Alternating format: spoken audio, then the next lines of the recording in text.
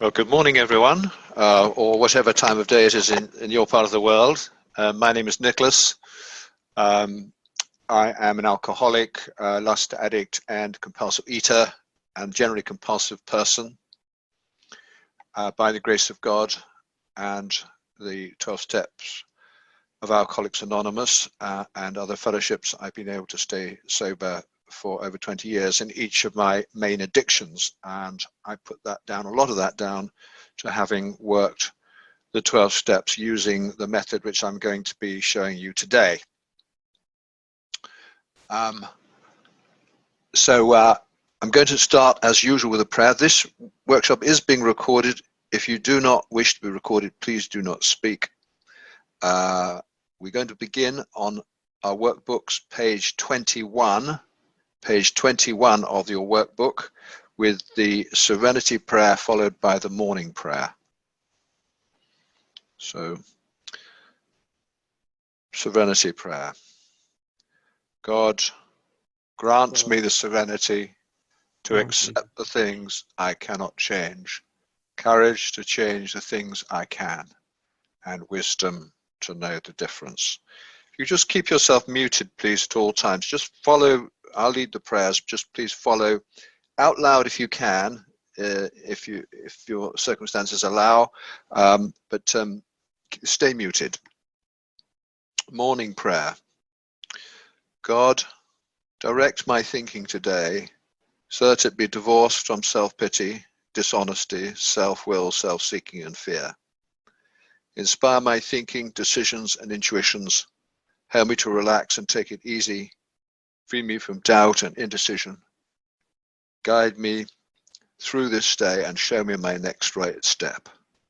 God, give me what I need to take care of any problem. I ask especially for freedom from self-will. I ask all these things that I may be of maximum service to you and to everyone in my sphere. Okay, so we have 28 people on the call so far. I know that there are a few more people wanting to come on, so we'll just give them a minute longer. Let's turn over the page to page 22, and we'll say the Just for Today prayer. Just for Today prayer. God, with your help, just for today, I will try to live through this day only and not tackle my whole life problem at once. I can do something for 12 hours that would appall me if I felt I had to keep it up for a lifetime. Just for today, I will be happy. Most folks are as happy as they make up their minds to be. Just for today, I will adjust myself to what is and not try to adjust everything else to my desires. I will take my luck as it comes and fit myself into it. Just for today, I will try to strengthen my mind. I will study. I will learn something useful. I will not be a mental loafer. I will read something that requires effort, thought, and concentration. Just for today, I will exercise my soul in 3 ways. I will do somebody a good turn and not get found out. If anybody knows of it, it will not count. I'll do at least 2 things I don't want to do just for exercise. I will not show anyone that my feelings are hurt. They may be hurt, but today I will not show it. Just for today, I will be agreeable. I will look as good as I can, dress becomingly, talk low, act courteously, criticize not one bit, not find fault with anything, and not try to improve or regulate anybody except myself. Just for today, I will have a program. I may not follow it exactly, but I will have it. I will save myself from 2 pests, hurry and indecision. Just for today, I'll have a quiet half hour all by myself and relax. During this half hour sometime, I'll try to get a better perspective on my life. Just for today, I will be unafraid. I will enjoy that which is beautiful. I will believe that as I give to the world, so the world will give to me. Okay, so welcome everybody. We're up to 33 now. Please turn to page 3 in your workbook. The workbooks have been posted to the WhatsApp group. If anybody is without one, please indicate on the WhatsApp group, and we'll see if we can help. Okay, so on page 3, we're going to see we see here the path which we're going to tread today in working steps 1 through to 5. The method of working the steps that I'm going to be showing you today is a lot quicker than the method that you may be familiar with from the Big Book of Alcoholics Anonymous, and I'll be saying more about that later. But we're going to very quickly go through steps 1, 2, and 3 in the first hour. Then we will have a short break, comfort break, 5 minutes, and then I will give you the instructions for how to write your 4th step. And that will take about half an hour in total, and then you'll drop off the call to write your 4th step for a couple of hours. This workshop will be suitable for members of any fellowship, any 12-step fellowship. If you're in one of the S fellowships, I suggest that you use the SA workbook. If you're in one of the food fellowships, then use the food workbook. If you're in any other fellowship, I suggest that you use the workbook for rummies, which is the one for alcohol. I'm going to be referring to alcohol. I'm quoting from the Big Book. Please do the necessary substitution. I will try to do so when I remember. So step 1, we admitted that we were powerless over our addiction, that our lives had become unmanageable. Item number 19, please. And we're going to be quoting passages from the Big Book. These will be posted into the WhatsApp group so that you can read along with it if you wish. Most of us have been unwilling to admit we were real addicts. No person likes to think he is bodily and mentally different from his fellows.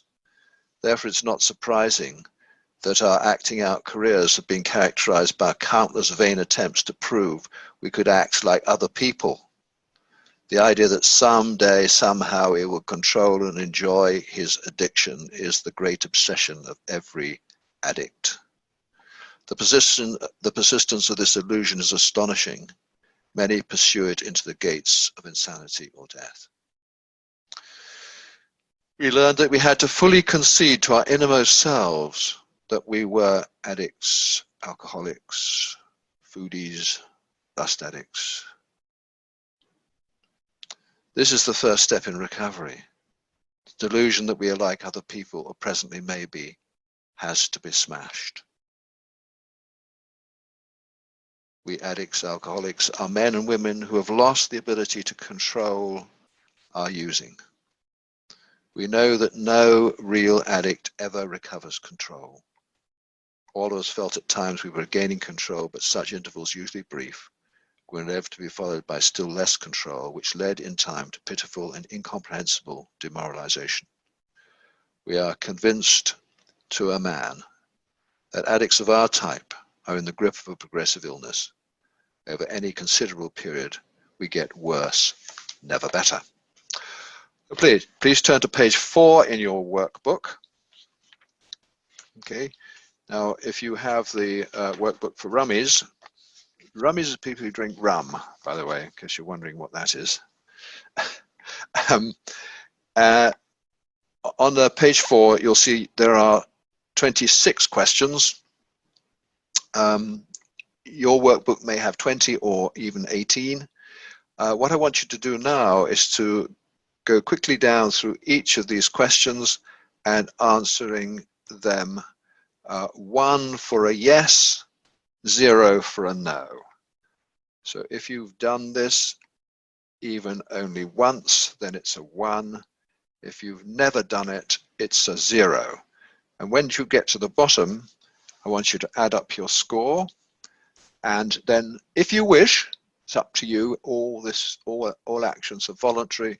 If you wish, you can post your score into the WhatsApp group, and so you do it in kind of like in this kind of form.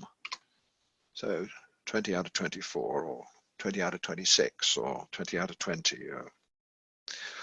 Okay, so please now work down the list. 1 for a yes, 0 for a no, and then add up your score.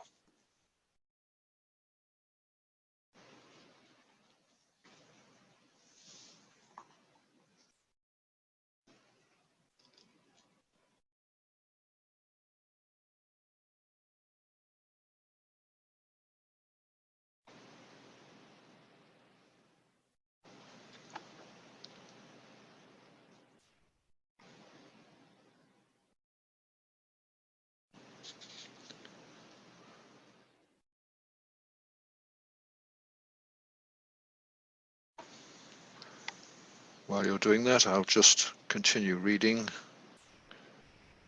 We are like men who have lost their legs. They never grow new ones. Neither does there appear to be any kind of treatment which will make alcoholics, addicts of our kind like other men. We've tried every imaginable remedy. In some instances, there's been brief recovery, followed always by a still worse relapse. Physicians who are familiar with alcoholism, addiction, agree there's no such thing as making a normal person out of an addict. Science may one day accomplish this, but it hasn't done so yet. Despite all we can say, many who are real alcoholics, addicts, are not going to believe they're in that class. By every form of self-deception and experimentation, they will try to prove themselves exception to the rule, therefore not addicted. If anyone is showing the inability to control his using, can do the right about face and drink like a gentleman, our hats are off to him. Heaven knows we have tried hard enough and long enough to use like other people. Number 20. Item 20. If we are planning to stop drinking, there must be no reservation of any kind, nor any lurking notion that someday he will be immune to his addiction.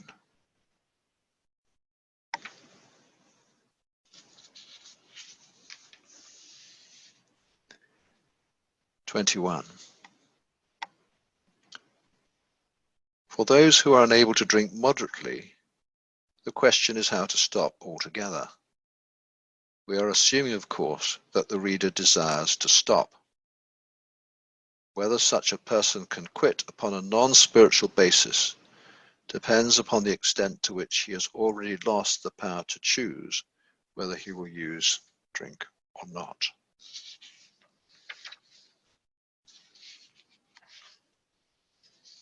(22)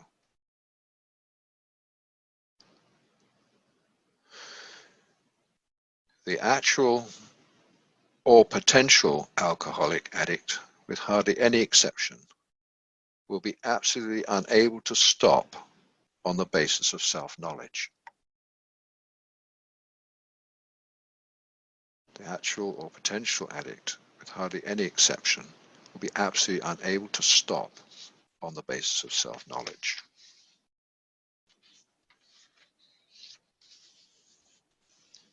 (23)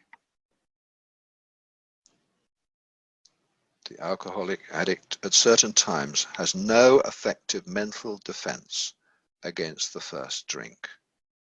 Except in a few rare cases, neither he nor any other human being can provide such a defense. His defense must come from a higher power.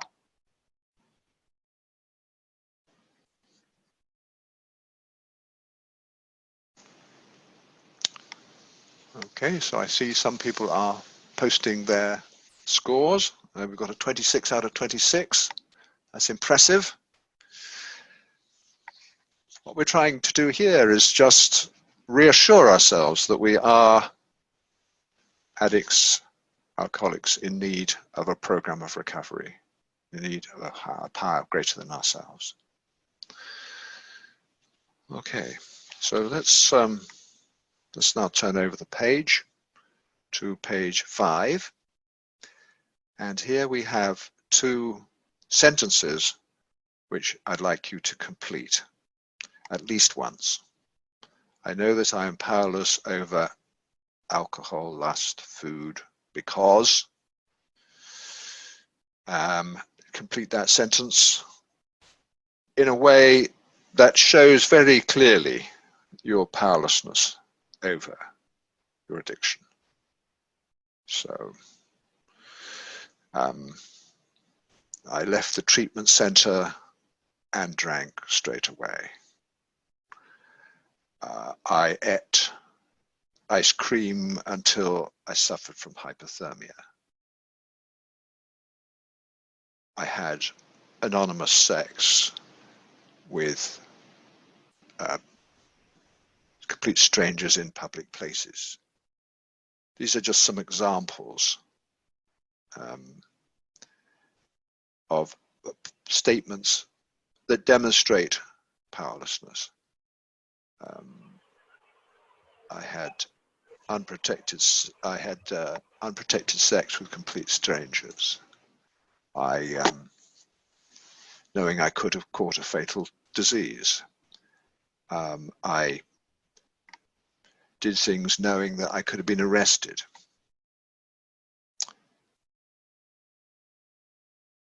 These are examples of powerlessness.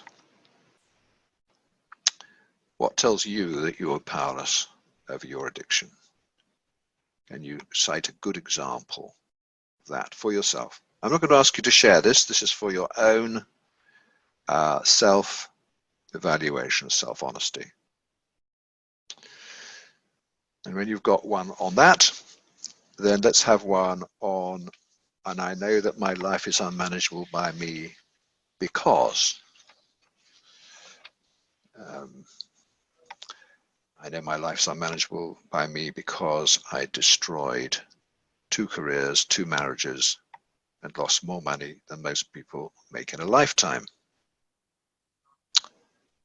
Examples of unmanageability.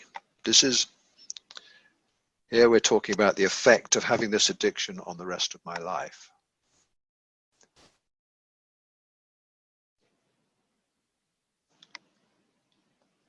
Number 29. So the big book gives us some examples, some good examples of unmanageability. We were having trouble with personal relationships. We couldn't control our emotional natures. We were prey to misery and depression. We couldn't make a living. We had a feeling of uselessness. We were full of fear. We were unhappy. We couldn't seem to be of real help to other people. These are examples of the unmanageability created in our lives by having an addiction. Okay, so please complete those 2 sentences at least once. I know that I'm powerless over my addiction because, and I know that my life is unmanageable by me because.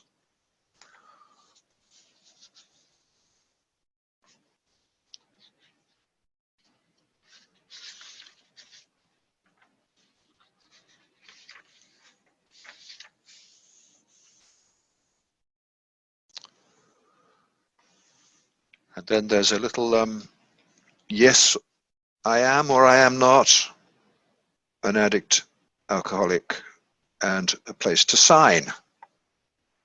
To sign if you are or you are not. You decide.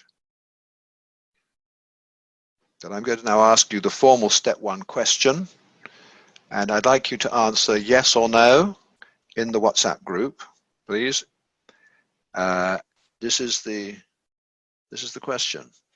Do you concede to your innermost self that you are an addict, compulsive, and that your life is unmanageable by you?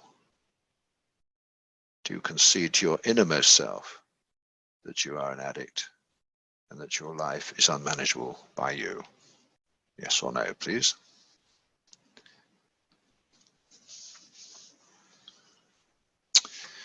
And when you've answered that, if you'd like to turn back to page 3, we will see against step 1. Those of you who said yes to the step 1 question, you can put today's date in the center column on page 3, opposite step 1. Opposite step 1, put today's date in the center column. Okay, 10th of April 2020. And then the right-hand column, follow-up actions, write admit powerlessness and unmanageability daily. And if there's anybody who's a really fast typist, you can put that into the WhatsApp group for us now. Admit powerlessness and unmanageability daily.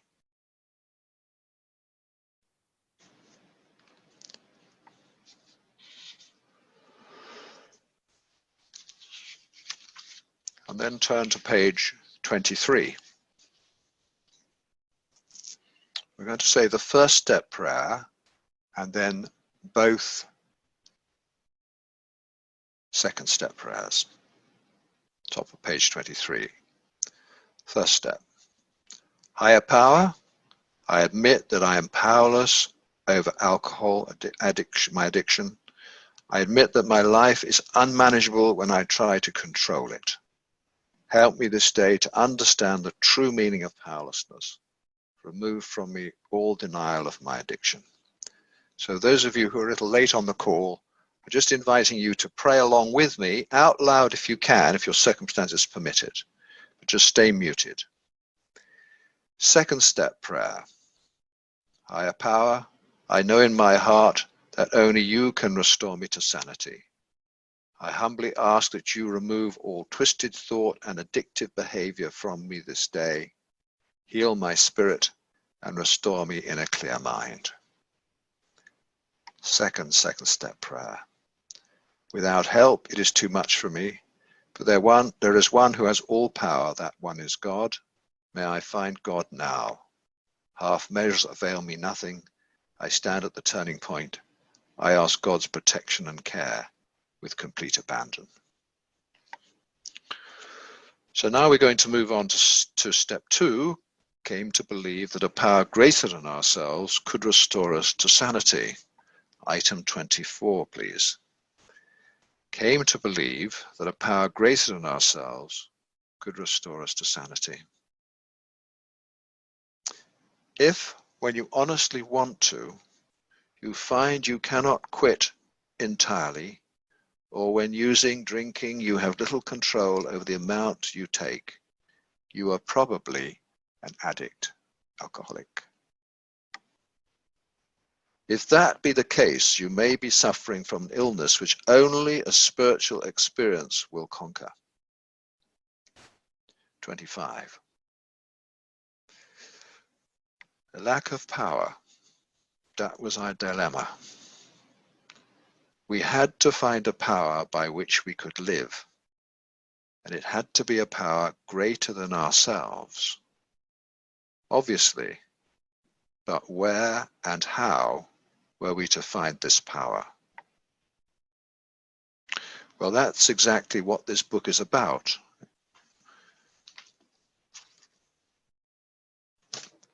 Its main object is to enable you to find a power greater than yourself, which will solve your problem.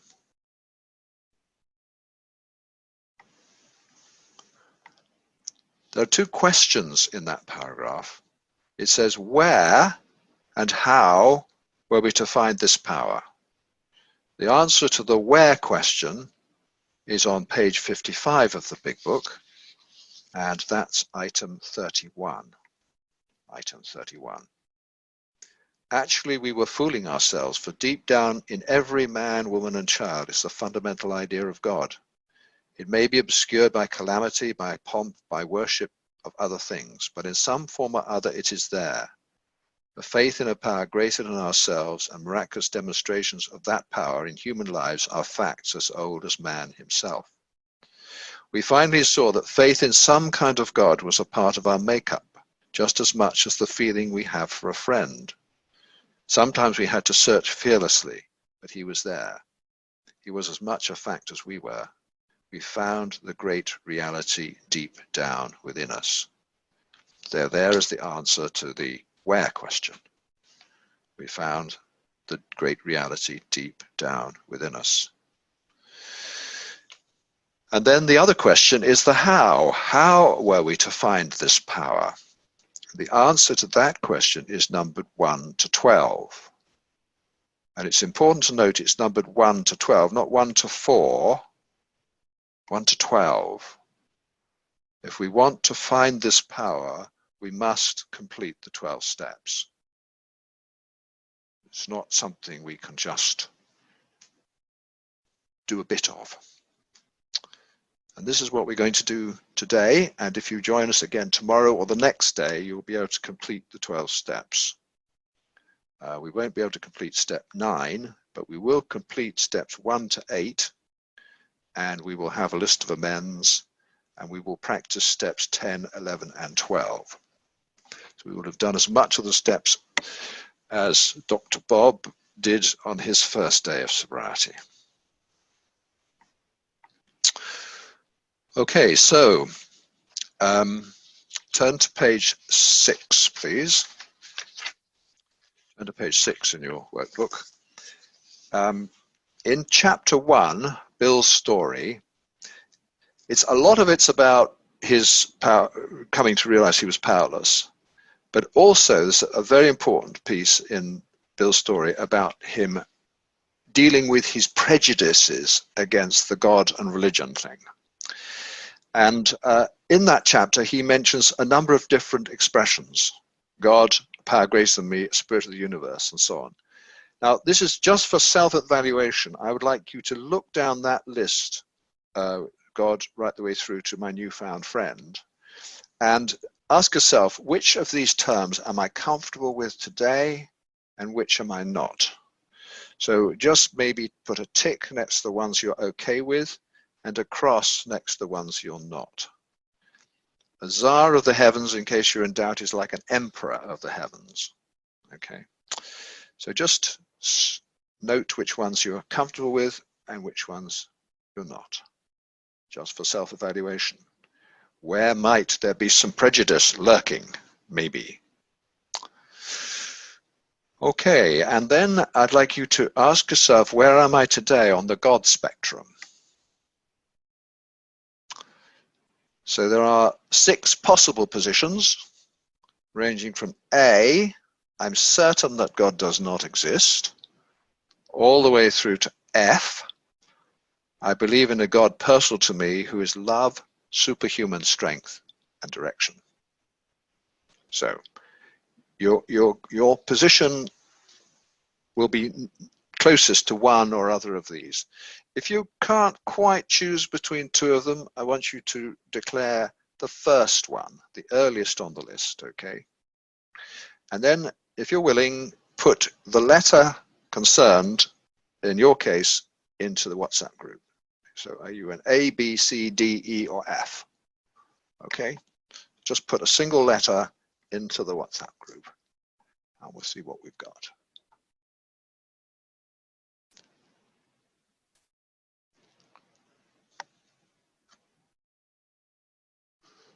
Okay, so we're mainly D's, mainly F's, but a couple of E's. Some more E's.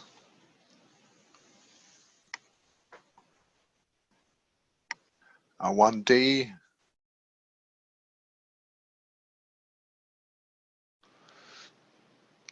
Okay, any more, please? Okay.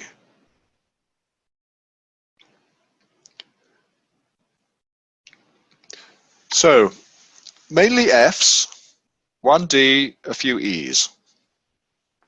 Now this step is not that difficult, okay? Reading 27.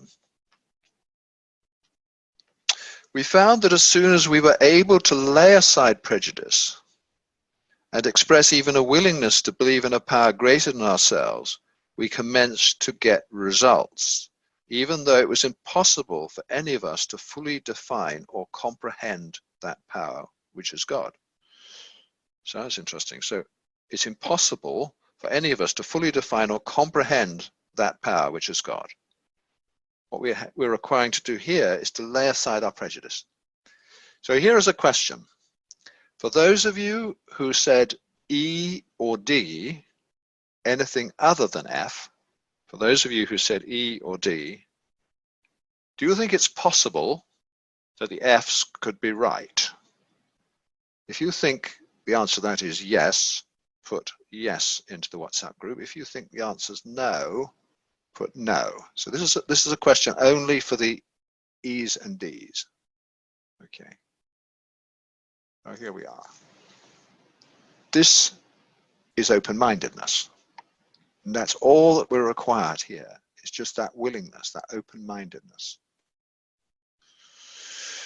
Much to our relief, we discover we did not need to consider another's conception of God.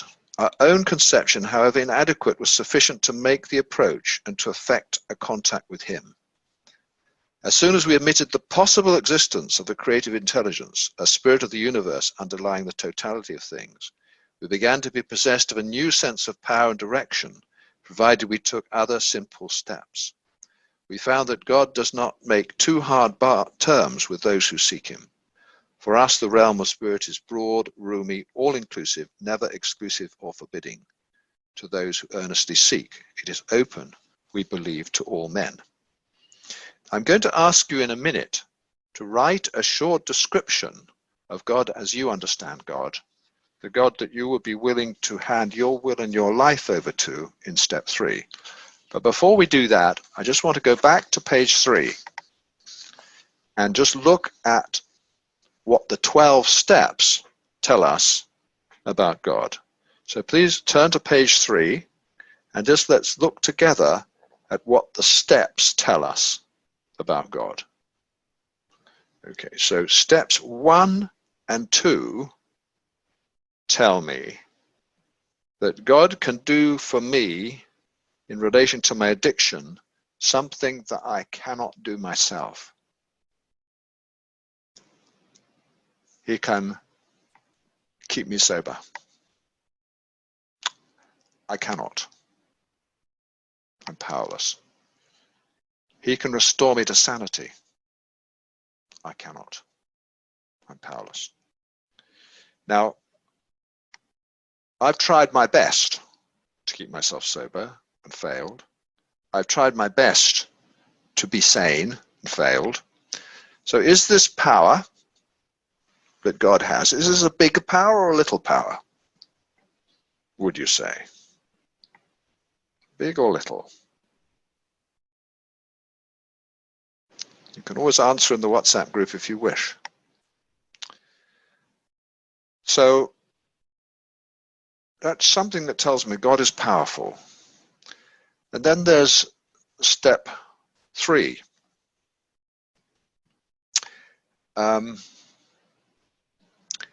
Made a decision to turn our will and our lives over to the care of God as we understood him. So the inference here is that God cares and is worthy of my care. That I can turn my will and my life over to God. Now, I wouldn't want to turn my will and my life over to some inanimate object like my mobile phone, right? Because it doesn't have a will and it doesn't have a life, although, you know, you might think it has. I sometimes think it has. But the reality is, I could only turn my will and my life over to the care of something else that had a will and a life. So God has a will and a life and cares. What does step 5 tell me about God? Well, I can admit something to God and he can hear me. So God has the ability to hear me. Step 11 tells me not only can God hear me, but he can actually communicate with me. It's a two-way communication. And that he not only has a will, but he has a will for me. And he has power for me if I ask him for it. He will give me knowledge of his will, and he will give me the power to carry that out. And then finally jumping back to steps 6 and 7. Now, this tells me that God can remove my defects of character. Now, I can't. And I have over 200 defects of character. By the time you've finished your work today, I'm confident that most of you, if not all of you, will have discovered that you have over 100 defects of character. Now, with 100 defects of character, we're powerless. There's nothing we can do. The good news, that's the bad news. The good news is that it's not our problem. It's a problem only God can solve. So we let him solve it. But that tells us something about God. Has he got a lot of power, or has he not? What do you think? So these are the things that the 12 steps tell us about God. I'd be very grateful, please, if you would not post anything unrelated to the workshop in the WhatsApp group. Please remove your recent postings. Thank you. God has a will. He's a being. He has a will and he has power, and he has the ability to communicate with me both ways. He has the ability to remove my to keep me sober and to restore me to sanity and to remove my defects of character. Okay, that's what the steps tell us about God. However, at the end of the day, you're going to be handing your will and your life over to God as you understand God. And so if you turn back to page 6, I'd now like you to write a few lines about God as I understand God. God as I understand God. On page 6. So please write about the God that you understand as you understand him today.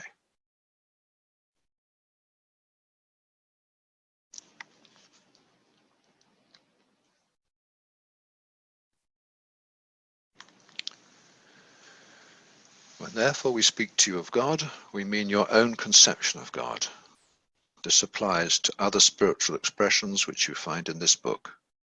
Do not let any prejudice you may have against spiritual terms deter you from honestly asking yourself what they mean to you. At the start, this was all we needed to commence spiritual growth, to effect our first conscious relation with God as we understood him. Afterward, we found ourselves accepting many things which then seemed entirely out of reach. That was growth.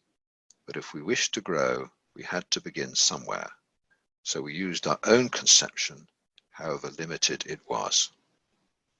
Item number 28. Item 28.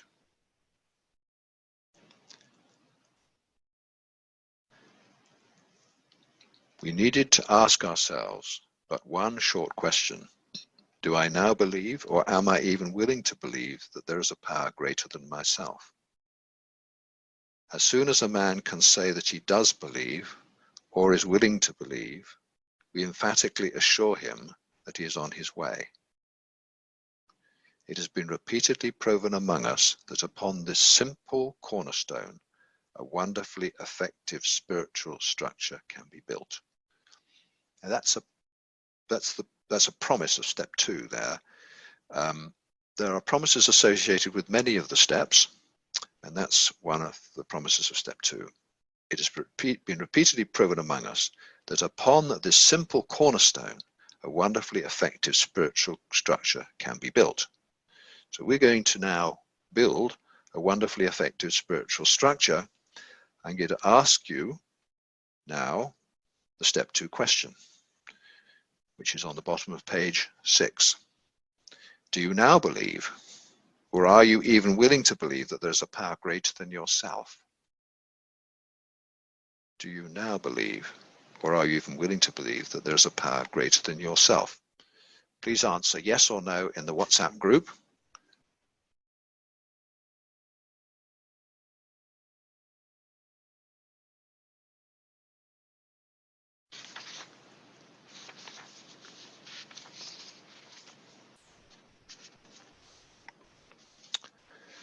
And item 30, please. When we became alcoholics, addicts, crushed by a self-imposed crisis, we could not postpone or evade.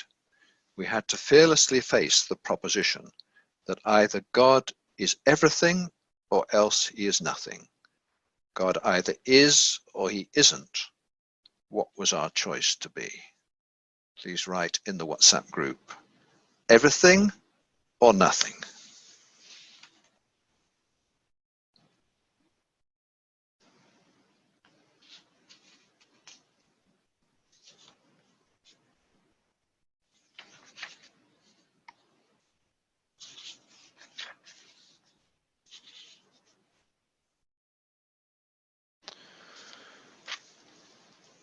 Okay, so please turn back to page 3.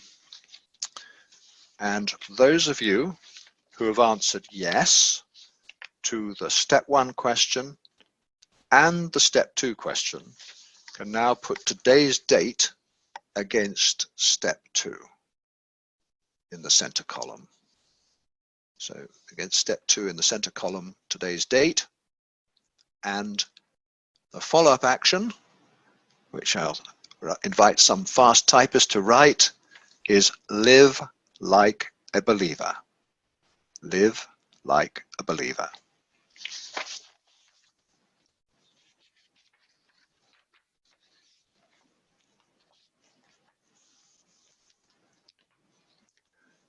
Item 32. Our description of the alcoholic addicts, the chapter to the agnostic, and our personal adventures before and after make clear 3 pertinent ideas. A, that we were addicts, alcoholics, and could not manage our own lives. B, that probably no human power could have relieved our addiction. C, that God could and would if he were sought. Being convinced, we were at step 3. Are you convinced? Being convinced, we were at step 3, which is that we decided to turn our will and our life over to God as we understood him. Just what do we mean by that? Just what do we do? Item 33. The first requirement is that we be convinced that any life run on self-will can hardly be a success. On that basis, we are almost always in collision with something or somebody, even though our motives are good. Most people try to live by self-propulsion.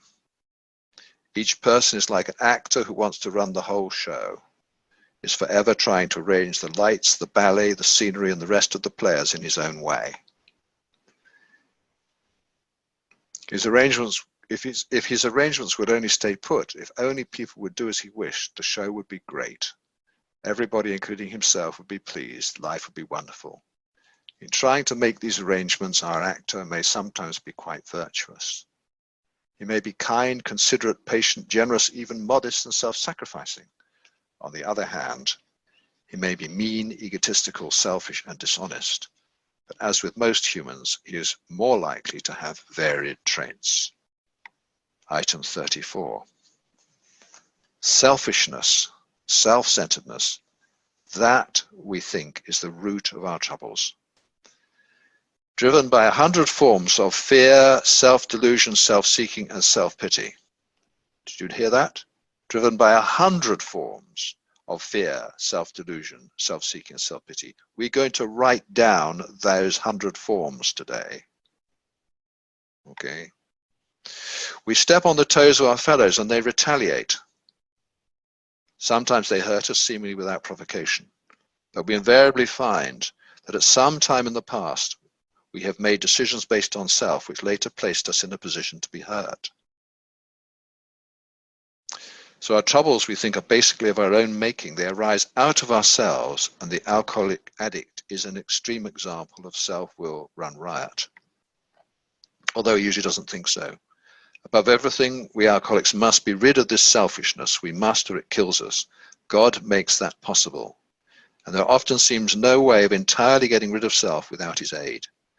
Many of us had moral and philosophical convictions galore. We could not live up to them, even though we would have liked to. Neither could we reduce our self-centeredness much by wishing or trying on our own power. We had to have God's help. So this is our predicament. Self is the root of my problem, but self cannot expel self. That's why I need a power greater than myself. This is the how and why of it. First of all, we had to quit playing God. It didn't work. Next, we decided that hereafter in this drama of life, God was going to be our director, capital D. Are you ready to have God be your director? He is the principal, capital P. We are his agents. Are you willing to have God as your principal? He is the Father. We are his children. Are you willing to have God as your Father with a capital F? Most good ideas are simple, and this concept was the keystone of a new and triumphant arch through which we passed to freedom. When we sincerely took such a position, all sorts of remarkable things followed. We had a new employer, capital E. Are you ready to have a new employer? Being all-powerful, he provided what we needed if we kept close to him and performed his work well. Are you willing and ready to keep close to him and perform his work well? Established on such a footing, we became less and less interested in ourselves and in our little plans and designs. And now we're going to hear the promises of step 3. We're on 35 now. Yeah. Yes. More and more we became interested in seeing what we could contribute to life. As we felt new power flow in, as we enjoyed peace of mind, as we discovered we could face life successfully, as we became conscious of his presence, we began to lose our fear of today, tomorrow, or the hereafter. We were reborn. These are 3 wonderful promises of step 3. We were now at step 3, item 36. We're now at step 3. Many of us said to our Maker as we understood him, God, I offer myself to thee to build with me and do with me as thou wilt. Relieve me of the bondage of self, that I may better do thy will. Take away my difficulties, that victory over them may bear witness to those I would help. Of thy power, thy love, and thy way of life, may I do thy will always. We thought well before taking this step, making sure we were ready. Are you ready? That we could at last abandon ourselves utterly to him. Can you abandon yourself utterly to him?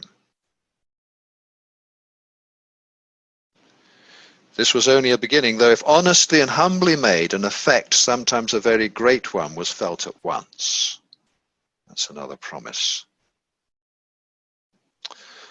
Okay, so now we're going to take step 3, realizing that self is the root of our problem, and self can't expel self, that we need a power greater than ourselves in our life.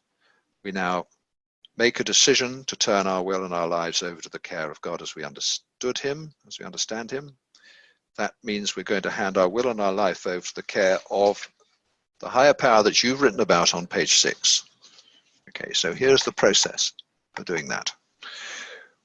This step and step 7, we adopt a prayer position for. Okay, so you're probably sitting like me at the moment, and maybe that's your prayer position, I don't know. But I'm going to kneel down because that's how the old timers in AA always did this step. Okay, and I know it works. So I'm going to kneel. But you can adopt whatever prayer position seems right for you. You might want to kneel, you might want to stand, you might want to go down on all fours, or you might want to prostrate yourself. But when I ask you to, not now, but when I ask you to, I want you to adopt your prayer position.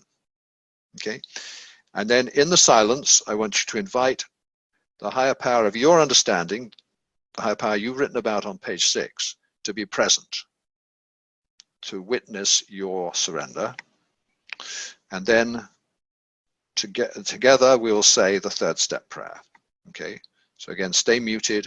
I will say it to lead us all. Please follow along out loud if you can.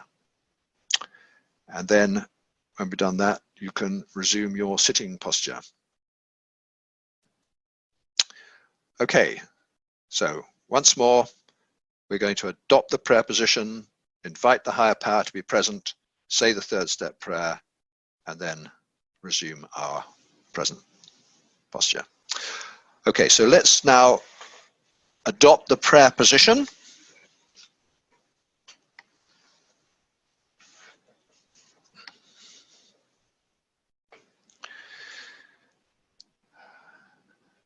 Just have a few moments of silence.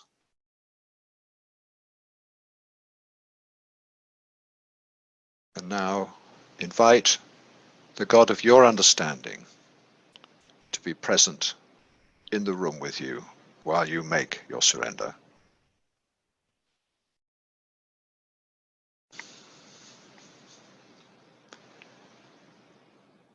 Third step prayer.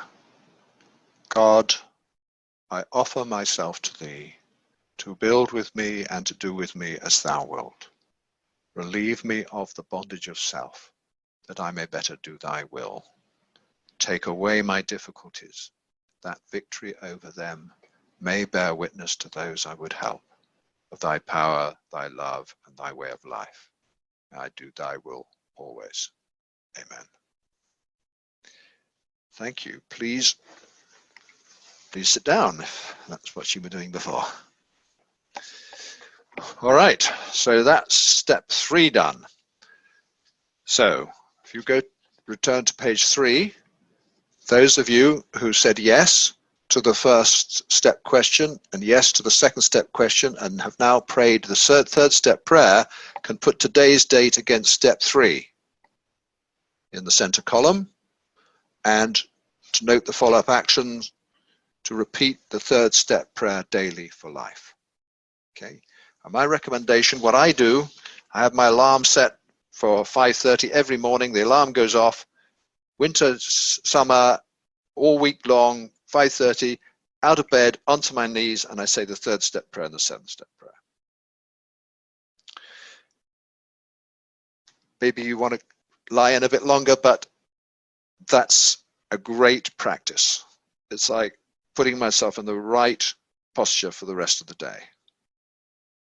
Can hand my will and my life over to God, and now just keep taking the next right action until I get to bed at night.